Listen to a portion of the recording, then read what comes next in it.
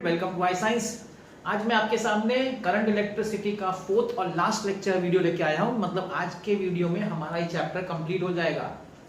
और जैसे कि आपने देखा जो 3 पार्ट हमने आगे किया है बड़े इजी थे, बड़े आसानी से हम लोग ने समझ लिया है। चलिए आज का लास्ट टॉपिक इस चैप्टर का है जो है क्या गैल्वानोमीटर। आज का टॉपिक हम जिस पर डिस्कशन करने वाले करंट इलेक्ट्रिसिटी में वो है गैल्वानोमीटर। अब गैल्वानोमीटर को मूविंग कॉइल गैल्वानोमीटर भी कहा जाता है, एमसीजी, जिसके शॉर्ट में हम लोग एमसीजी बोलते हैं। अब ये गैल्वानोमीटर आप देखिए, आप स्टार्टिंग से चैप्टर में अगर ध्यान दें तो आपने पहले इसको कहाँ सुना था या देखा था? व्हीटस्टोन ब्रिज में देखा, फिर आपने मीटर ब्रिज में देखा, फिर आपने केल्विन्स मेथड में देखा, आपने इवन पोटेंशियोमीटर में भी देखा, लास्ट वीडियो में भी देखा। मतलब हम देख रहे हैं कि करंट इलेक्ट्रिसिटी चैप्टर में गैल्वानोमीटर का बड़ा यूज है। तो बनता अब तो हम देखेंगे कि कैसे इसका क्या बेसिक स्ट्रक्चर है और इसका और कुछ यूज है क्या, वो देखने वाले हैं आज के लेक्चर में। तो देखिए, सबसे इतना सब देखने के बाद ये क्लियर हो जाता है कि गैल्वानोमीटर का काम है करंट बताना, और वो भी वीक करंट है। Weak current I will say weak current, मतलब बहुत स्मॉल अमाउंट ऑफ करंट अगर जा रहा है ना, पास हो रहा है ना, तो गैल्वानोमीटर डिफ्लेक्ट होकर आपको बता सकता है कितना करंट पास। ये बेसिक उसका अभी तक जो हमने पढ़ा है ये समझा है। अब पहले हम देखते हैं कि इसका कंस्ट्रक्शन क्या। वैसे इसका सेम टॉपिक गैल्वानोमीटर का नेक्स्ट चैप्टर में भी है, डिटेल में है, क्योंकि उसमें फिर मैग्नेट का जो इफेक्ट होता है ना, वो कैसे गैल्वानोमीटर को अफेक्ट करता है वो पढ़ने वाले हैं। लेकिन अभी एक सिंपल कंस्ट्रक्शन है, उसको देख लेते हैं, याद रखिएगा, क्योंकि नेक्स्ट चैप्टर में भी सेम चीज रिपीट होने वाली है। तो देखिए, अगर आप ध्यान से देखिए, आपका गैल्वानोमीटर है। ये गैल्वानोमीटर में सबसे पहले आपको ये जो ब्लैक दिख रहा है ना, ये जो ब्लैक पोर्शन, ये वाला, ये जो ब्लैक पोर्शन है ना, ये है आपका आयन कोर। आयन कोर है, ये आयन कोर आयन का बना हुआ है। और उसके ऊपर आपके कॉइल है जो ब्लू कलर से है ना, ये आपके रेक्टेंगुलर कॉइल्स हैं जो इस पे मतलब अराउंड इसके कॉइल बांधा हुआ है। और एक स्प्रिंग है, स्पाइरल स्प्रिंग है, इसको ऐसा लटका के या पिवटेड मतलब किसी पॉइंट पे उसको अटका के रखा या लटका के रखा है, इस तरीके से है। आगे देखेंगे ना तो इसको सराउंड किया गया या उसको एक अंदर मैग्नेट के अंदर रखा गया है जो कॉन्केव शेप में, आप देख सकते हैं कॉन्केव शेप में हॉर्सशू मैग्नेट है। हॉर्सशू शेप का मैग्नेट है, लैमिनेटेड हॉर्सशू मैग्नेट, और नॉर्थ और साउथ पोल है, और उसके अंदर इसको रखा गया है। इसके स्प्रिंग से इसको पॉइंटर से कनेक्ट किया गया है टू अ स्केल। अब ये स्केल क्या है मैं बताऊंगा आपको। तो यहाँ पे बेसिक, ये आपका बेसिक कंस्ट्रक्शन है गैल्वानोमीटर का, ठीक है। अब क्या होगा, अब जैसे ही करंट पास होगा तो मैग्नेटिक फील्ड, वो हम नेक्स्ट चैप्टर में पढ़ेंगे, मैग्नेटिक फील्ड इफेक्ट होता है, क्या होता है। लेकिन देखने को क्या मिलेगा, जैसे आप करंट पास करेंगे ये कॉइल डिफ्लेक्ट होता है उस पोल के अंदर जो रखा हुआ है ना मैग्नेटिक फील्ड के अंदर, तो कॉइल डिफ्लेक्ट होता है। जैसे ये डिफ्लेक्ट होता है तो पॉइंटर मूव करेगा। अब समझ रहे, तो पॉइंटर मूव करेगा, तो जितना ज्यादा करंट पास करेंगे ना उतना ज्यादा डिफ्लेक्शन कॉइल में होगा, तो पॉइंटर उसके हिसाब से मूव करेगा। तो हम क्या कर सकते हैं, हम अपना करंट जो आ रहा है और जो एंगल से वो पॉइंटर डिफ्लेक्ट हुआ है उसको ऐसा हम लोग कैलिब्रेट करेंगे कि करंट जितना आ रहा है वो पॉइंटर हमको वैसा बताएगा। मतलब पॉइंटर एक्चुअली करंट नहीं बताता, पॉइंटर तो एक्चुअली एंगल बताता है कि कितने एंगल से कॉइल डिफ्लेक्ट हुआ है। लेकिन हम उसको करंट और एंगल से एक फॉर्मूला है उससे रिलेट करके हम लोग ऐसे कैलिब्रेशन करेंगे कि भाई इतना एंगल मतलब इतना करंट, ऐसा पहले से डिसाइड रहेगा। तो जितने एंगल से डिफ्लेक्ट होगा वो उतना करंट हमको बताएगा। ये बेसिक उसका वर्किंग है कंस्ट्रक्शन के साथ, जो बेसिक सिंपल फॉर्म में। तो यहाँ पे एंगुलर स्केल में जो बताया ना, तो यहाँ आपको करंट बताएगा। याद करिए, हम लोग बोलते थे 0 पे होगा तो नल डिफ्लेक्शन है कि नहीं। और मैंने आपको बोला था दोनों साइड चेक करने का, वो जब मीटर ब्रिज है केल्विन्स में था, मैंने बोला था ना दोनों साइड चेक करो गैल्वानोमीटर में, दोनों साइड डिफ्लेक्शन होना चाहिए, ए और एंड पोटेंशियोमीटर के एंड पे। वो यही मैंने आपको बता रहा था। तो मैंने आपको क्या बताया कि सिंपल इसका स्ट्रक्चर और कैसे इसका पॉइंटर मूव करता है, ये बेसिकली रोटेशनल मोशन की वजह से, because of magnetic field and magnetic force, जो हम नेक्स्ट चैप्टर में पढ़ेंगे। अब क्वेश्चन यह है कि क्या हम इस गैल्वानोमीटर को करंट मेजरिंग और पोटेंशियल डिफरेंस मेजरिंग में यूज कर सकते हैं क्या? क्योंकि ये प्रॉपर्टी तो बड़ी इंटरेस्टिंग प्रॉपर्टी, कॉइल डिफ्लेक्ट हुआ, पॉइंटर मूव हुआ, तो इसके तो हम लोग करंट मेजर कर सकते हैं, मतलब it can act as an ammeter, plus potential difference से भी इसको हेल्प, इसका पोटेंशियल डिफरेंस ही बता पाएगा, मतलब it can act as a voltmeter. क्या ये कर सकते हैं? ये क्वेश्चन अराइज हुआ। लेकिन उस समय एक ड्रॉबैक इसका पता चला। क्या ड्रॉबैक है? कि भाई ये बड़ा सिंपल है। बहुत सिंपल मतलब क्या, इसका जो रेजिस्टेंस है ना, रेजिस्टेंस इसका बड़ा कम है। कितना कम है? अराउंड 100 ओम्स, मैक्सिमम 100 ओम्स है इसका। और इसका जो करंट कैरिंग कैपेसिटी ना Ig, जिसको हम लोग Ig बोलते हैं, 1 मिली एम्पियर है, और ये रेजिस्टेंस को हम लोग G से डिनोट करते हैं। मतलब बड़ा कम करंट भी मेजर कर सकता है। इसका मतलब क्या, इससे ज्यादा करंट होगा तो ये डैमेज हो जाएगा इंस्ट्रूमेंट, ये इसका मतलब हुआ। इसका रेजिस्टेंस भी बहुत ही कम है, मतलब ज्यादा करंट पास हुआ तो डैमेज, आप समझ रहे हैं? तो इसका तोड़ निकाला गया। ठीक है, ये प्रॉब्लम है, लिमिटेशन है इसका कंस्ट्रक्शन का, लेकिन इसका तोड़ निकाला गया। और तोड़ निकालने के बाद पता चला कि किस तरीके से हम लोग एक गैल्वानोमीटर को एक एमीटर के काम में यूज कर सकते हैं, मतलब करंट मेजरिंग इंस्ट्रूमेंट बना सकते हैं, प्लस उसको एक वोल्टमीटर में भी यूज कर सकते हैं, मतलब पोटेंशियल डिफरेंस के लिए भी यूज कर सकते हैं। क्योंकि वोल्टमीटर का वही काम है ना, to calculate, to determine, to find out the potential difference across resistance. तो ये दोनों यूज गैल्वानोमीटर का होता है, वही आज का टॉपिक है। गैल्वानोमीटर अगर आपको समझा तो अब ये दो यूज मैं आपको समझाने वाला हूं। तो पहला यूज क्या होगा इसका? पहला यूज होगा MCG, शॉर्ट फॉर्म में लिख रहा हूं MCG as an ammeter, as an ammeter. किस तरीके से इस गैल्वानोमीटर को हम लोग एमीटर के काम में यूज कर सकते हैं, चलिए देखते हैं। एमीटर का काम क्या है भाई? एमीटर का काम है करंट मेजर करना। अगर आपने कभी सर्किट, लेबोरेटरी में सर्किट से काम किया होगा तो आपको पता होगा एमीटर जो करंट मेजरिंग इंस्ट्रूमेंट है उसको हमेशा सर्किट में सीरीज में कनेक्ट करने का, क्योंकि वो करंट मेजर कर रहा है। तो देखिए, सपोज आपका एक रेजिस्टेंस है, ठीक है, तो ये आपका एक रेजिस्टेंस है, रेजिस्टेंस मतलब डिवाइस है जो भी है, यहां से करंट I फ्लो हो रहा है, आपको ये मेजर करना है गैल्वानोमीटर से। तो आप गैल्वानोमीटर को आपको सीरीज में ही कनेक्ट करना पड़ेगा, और कोई ऑप्शन ही नहीं है, क्योंकि करंट मेजरिंग इंस्ट्रूमेंट हमेशा सीरीज में ही कनेक्ट होता है। तो चलिए हम लोग इसको कनेक्ट कर देते हैं गैल्वानोमीटर को इन सीरीज। तो ये मेरा गैल्वानोमीटर है, इसका रेजिस्टेंस G है, याद रखिएगा रेजिस्टेंस क्या है? G, रेजिस्टेंस G है, और करंट, इसका जो मैक्सिमम करंट इसमें से जो फ्लो हो सकता है वो Ig, ठीक है। अब अगर इसको मेजर करना है करंट I, और अगर ये करंट Ig से ज्यादा है तो ये डैमेज हो जाएगा, सिंपल डैमेज। एक दूसरा, इसका मतलब है ये Ig से ज्यादा करंट नहीं मेजर कर पाएगा, मगर मैंने बोला इसका तोड़ निकाला गया है। क्या तोड़ निकाला है? तो हमारा दोनों काम हो जाए। क्या? एक, ये डैमेज ना हो, दूसरा इसका करंट कैरिंग, इसका करंट मेजरिंग कैपेसिटी बढ़ जाए, मतलब हायर करंट भी ये मेजर कर सके। तो क्या किया इसके लिए? इसके लिए क्या किया, एक लो रेजिस्टेंस, क्या मैं बोल रहा हूं ध्यान से देखिएगा,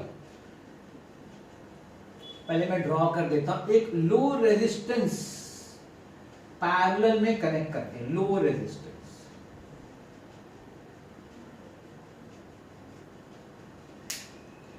एक लो रेजिस्टेंस हम लोग पैरेलल में कनेक्ट करते हैं। पैरेलल में कनेक्ट करते हैं, मैंने आपको पोटेंशियोमीटर बताते, इसको क्या शंट, इसको क्या बोलेंगे? शंट। अब इसका लो रेजिस्टेंस है, इसका फायदा देखिए, इसका रेजिस्टेंस लो है।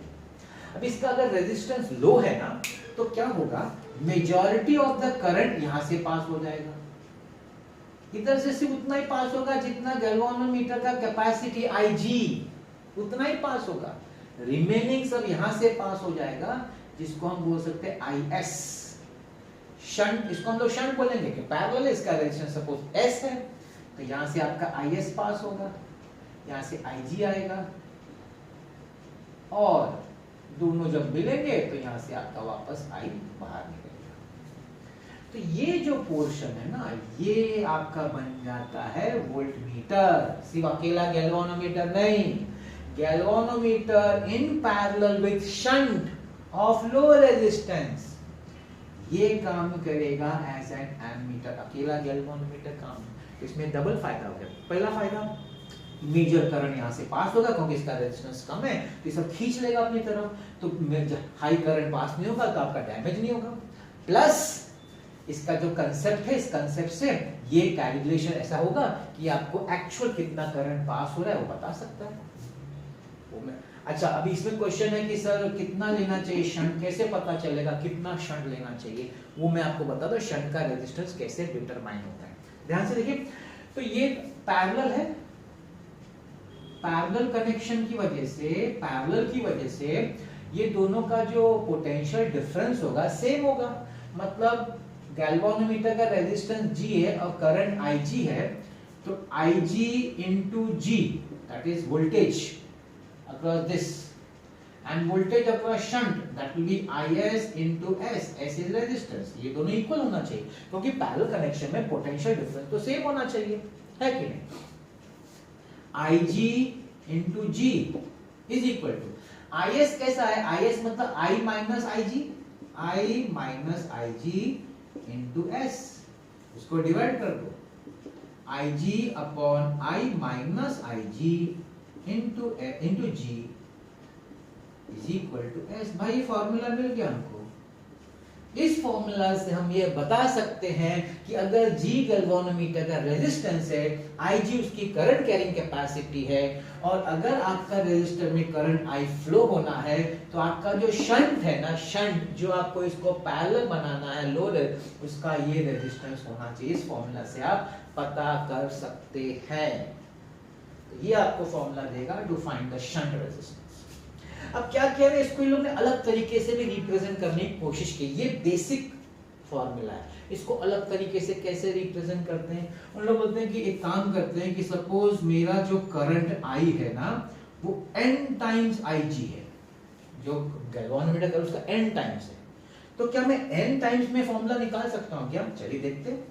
तो I की जगह हम लिखेंगे NIG, तो Ig upon NIG minus Ig into G is equal to S।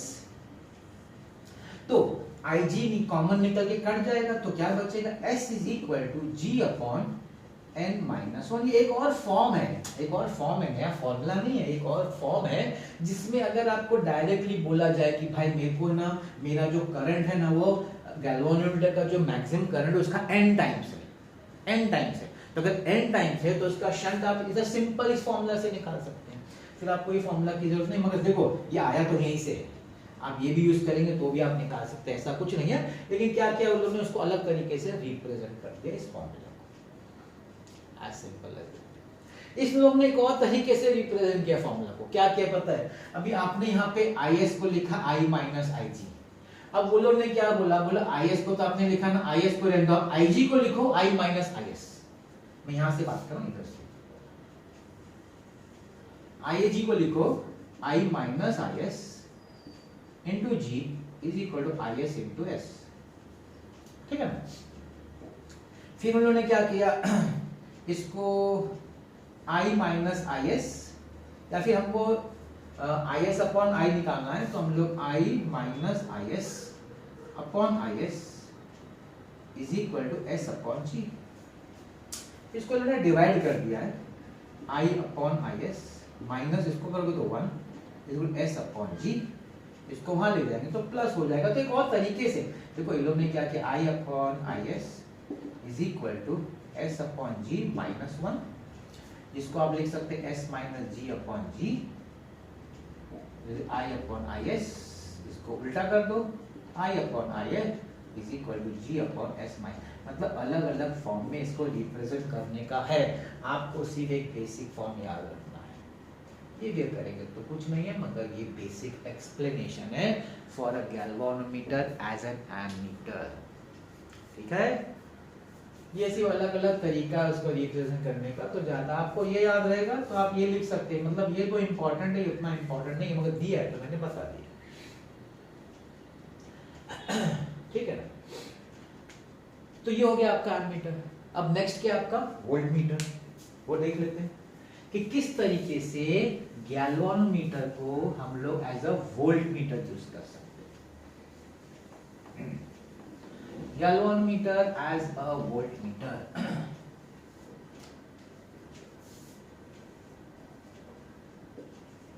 MCG as a voltmeter। तो यही आपका वही रेजिस्टेंस है, रेजिस्टेंस, ठीक है, R। अभी इसके अक्रॉस जो आपका वोल्टेज है, सपोज V है, V वोल्टेज, हमको पोटेंशियल डिफरेंस मेजर करना है ना, तो हमारे लिए V इंपॉर्टेंट है। यहाँ पे हमको एमीटर करंट, तो I इंपॉर्टेंट था। अभी इसके अक्रॉस पोटेंशियल डिफरेंस V है, तो हमको V मेजर करना है with the help of galvanometer. अब एमीटर का काम क्या है कि हमेशा सीरीज में कनेक्ट होता है करंट मेजर करने के लिए, और वोल्ट मीटर कभी सीरीज में नहीं कनेक्ट, वोल्ट मीटर हमेशा पैरेलल में कनेक्शन होता है। इसका मतलब आपको क्या करना पड़ेगा, आपको अपना जो गैल्वानोमीटर है वो आपको रेजिस्टेंस के साथ पैरेलल में कनेक्ट करना पड़ेगा, है कि नहीं। G जिसका रेजिस्टेंस है, ठीक है।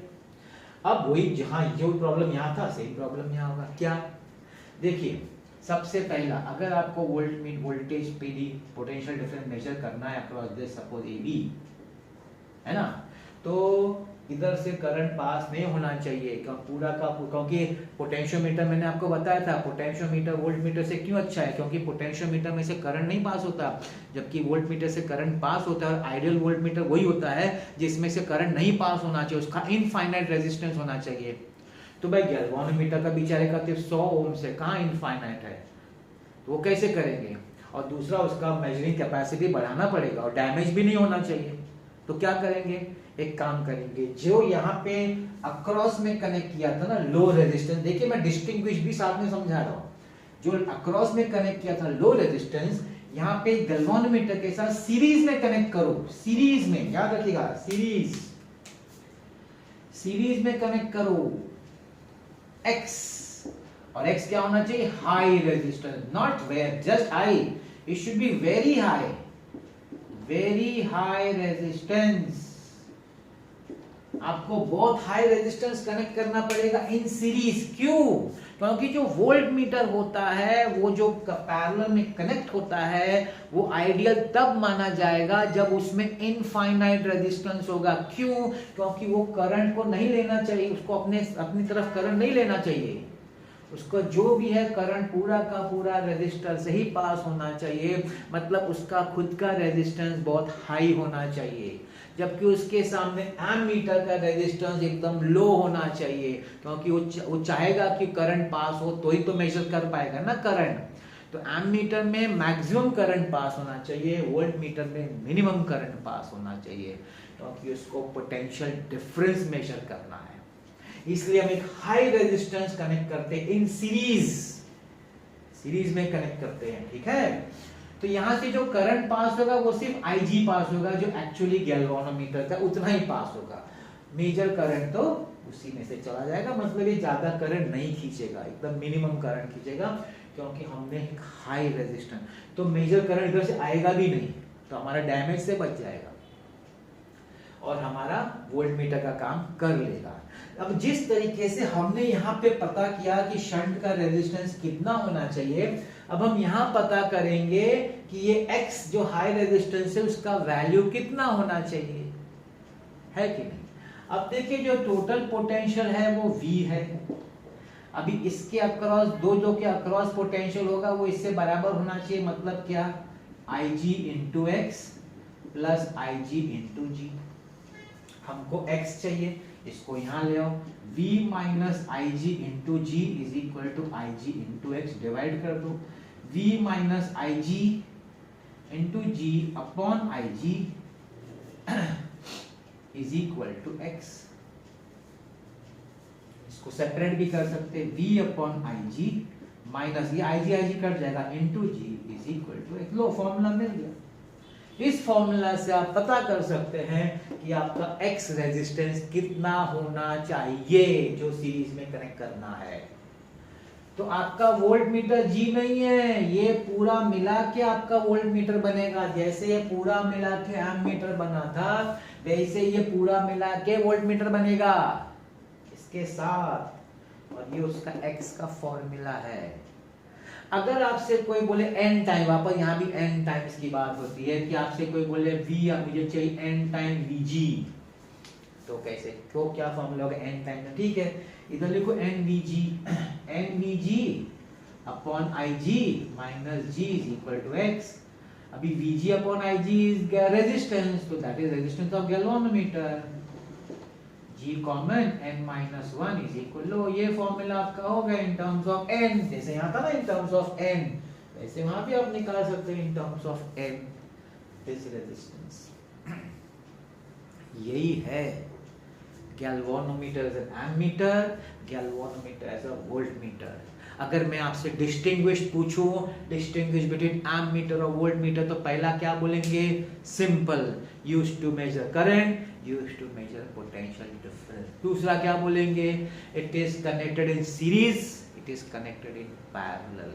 तीसरा क्या बोलेंगे? इधर जो हमारा मूविंग कॉइल गैल्वेनोमीटर है, ये इसका शंट जो होता है वो लो रेजिस्टेंस होना चाहिए। इधर मूविंग कॉइल गैल्वेनोमीटर का जो रेजिस्टेंस है, उसका रेजिस्टेंस क्या होना चाहिए? हाई होना चाहिए, है कि नहीं? और अगर आपको इसका नेट रेजिस्टेंस निकालना है, नेट रेजिस्टेंस, तो क्या होगा बताइए? नेट रेजिस्टेंस इक्विवेलेंट रेजिस्टेंस, यहाँ पे क्या होगा?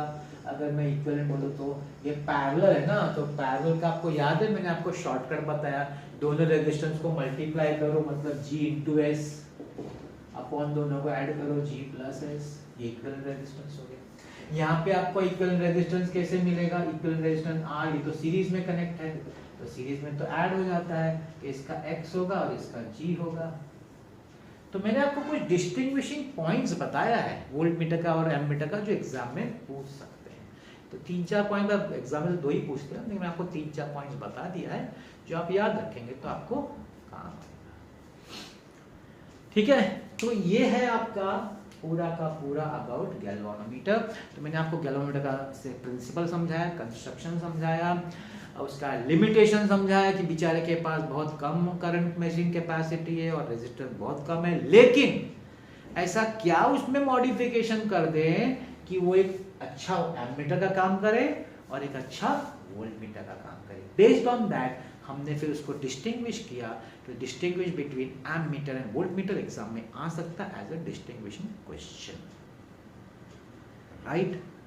इसमें एक छोटा सा टॉपिक और है, जो वो होता है ना DU और वो सब में, उसी में एक है थर्मो इलेक्ट्रिसिटी, तो वो भी मैं डिस्कस कर ही देता हूँ। तो वो प्रॉब्लम भी मतलब है, तो अलग से टॉपिक में नहीं है, लेकिन दिया है तो हम लोग उसको भी डिस्कस कर लेते हैं। उस टॉपिक का नाम है थर्मो इलेक्ट्रिसिटी। तो आई होप आपको समझ में आ गया, बड़ा इजी चैप्टर। आप देख सकते हैं कि करंट इलेक्ट्रिसिटी बहुत ही इजी चैप्टर है, इसको अच्छी तरह कर लेना चाहिए। करने के बाद इसमें मुझे लगता है इसमें मार्क्स आपका कहीं भी कटेगा। अभी मैं इस पे सम्स भी 1-2 सम भी करूंगा गैल्वेनोमीटर के, एमीटर वोल्टमीटर के, तो आप देखेंगे बड़ा इजी है, इस चैप्टर को कभी छोड़ने का नहीं। Very simple chapter, scoring chapter है ये, इसको अच्छी तरह प्रिपेयर कर लीजिएगा।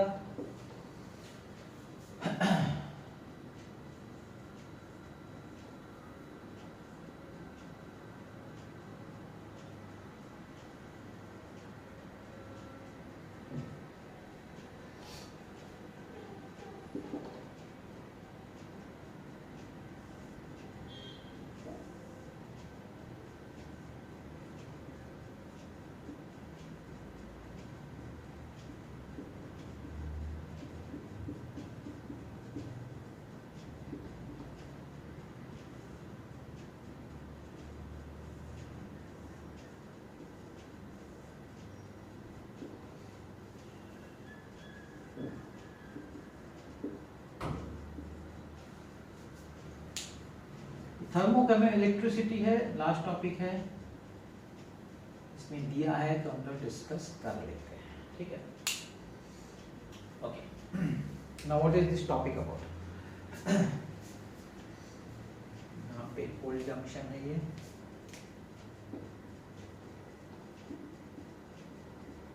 और ये आपका हॉट जंक्शन। अब ये टॉपिक क्या बोलता है, देखिए हम लोग जानते हैं कि जब भी किसी भी वायर में से करंट पास होता है, मतलब इलेक्ट्रिकल एनर्जी, तो it can be converted into heat. गर्म हो जाता है कोई भी चीज तो मतलब electrical energy can be converted into heat energy या थर्मल एनर्जी। अब एक साइंटिस्ट था जिसका नाम था सीबैक। उसने उल्टा सोचा। उसने क्या सोचा कि अगर इलेक्ट्रिकल एनर्जी से थर्मल एनर्जी बन सकती है तो क्या रिवर्स हो सकता है क्या, मतलब थर्मल एनर्जी से इलेक्ट्रिकल एनर्जी बन जाए। तो उसने करके दिखाया, उसी को बोलते हैं सीबैक effect, that is called सीबैक effect. उसके नाम पे सीबैक इफेक्ट, रिवर्स, मतलब थर्मल एनर्जी से आप करंट प्रोड्यूस कर रहे हैं। उसके लिए उसने क्या किया, ध्यान से देखिए, उसने टू डिसिमिलर मेटल्स दिया, अलग अलग मेटल्स, अलग अलग।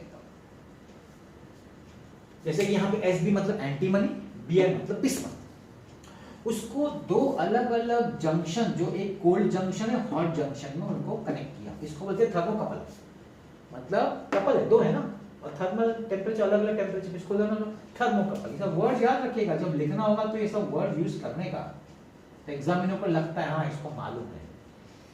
तो देखिए एंटीमनी बिस्मथ इधर है, कोल्ड जंक्शन है, आइस है, मतलब 0 डिग्री है, 0 डिग्री हो गया। और यहाँ हीटिंग है, यहाँ कुछ हाई टेम्परेचर T डिग्री। अभी सेल्सियस लो, केल्विन लो, सब एक ही बात है इधर। तो ये हॉट जंक्शन है, कोल्ड जंक्शन है। ये एंटीमनी है, बिस्मथ, तो दो अलग अलग मेटल्स है, इधर जॉइंट है, इधर जो जंक्शन है और इधर एक जंक्शन है। इसको आप गैल्वेनोमीटर कनेक्ट करेंगे तो आप क्या देखेंगे, गैल्वेनोमीटर थोड़ा सा डिफ्लेक्शन दिखा रहा है। अगर डिफ्लेक्शन दिखा तो सिंपल हुआ ना, मतलब करंट फ्लो हो रहा है। करंट क्यों फ्लो हुआ, because of the heat, the temperature. यहाँ पे डिफरेंस है, टेम्परेचर डिफरेंस है मानता हूँ, लेकिन वो टेम्परेचर कहाँ, तो कोई बैटरी तो शायद है ही नहीं, फिर कहाँ से करंट आया, तो ये हीट से आ रहा होगा, हीट डिफरेंस से। इसी को हम लोग बोलते हैं सीबैक इफेक्ट, है ना। अभी ये एंटीमनी बिस्मथ की जगह वो लोग ने फिर दूसरा एग्जांपल भी दिया है कि भाई आप यहाँ आयरन भी ले सकते हैं और यहाँ कॉपर भी ले सकते हैं। अच्छा, दूसरा चीज, अगर आप उल्टा कर दें, रिवर्स कर दें, तो क्या होगा, अगर आप कोल्ड जंक्शन की जगह हॉट जंक्शन कोल्ड जंक्शन करेंगे तो करंट का डायरेक्शन उल्टा हो जाएगा, ऐसा। अब नेक्स्ट एक छोटा सा पार्ट क्या है, क्वेश्चन पूछा गया, अच्छा सर करंट पास हो रहा है तो बिना ईएमएफ के तो करंट बनेगा ना, ईएमएफ करंट कब जनरेट होगा, जब ईएमएफ होगा। ईएमएफ के बिना करंट प्रोड्यूस नहीं हो सकता। तो क्वेश्चन ये पूछा गया कि भाई ईएमएफ कितना होगा इसका, जो ये प्रोड्यूस हो रहा है हीट थर्मल एनर्जी से, तो उसका फॉर्मूला दिया गया। इसका सपोज ईएमएफ ई है ना, यहाँ 0 डिग्री है और यहाँ पे कितना है, T डिग्री है सपोज, तो E is equal to, formula है alpha T plus half beta T square, ये formula. E is the EMF, ये जो ईएमएफ जनरेट हो रहा है because of this junction, cold junction hot junction, that is equal to alpha T, T मतलब temperature of the hot junction, and ये है alpha beta. Alpha beta को हम लोग बोलते हैं कि constants, alpha beta thermal constants, thermal constants. और ये किसका इक्वेशन है पता है, ये ग्राफ, अगर ग्राफ इसका बनाएंगे तो पता है क्या देगा, ये देगा आपको पैराबोला। Graph is parabola. जिन लोगों को मैथ्स किया है, जिन्होंने कोनिक्स किया, उनको पता होगा this is a parabolic equation. तो अगर इसका आप ग्राफ प्लॉट करेंगे तो you will get a parabola. This is all that you are supposed to know about thermal या सॉरी इलेक्ट्रोकेमिस्ट्री।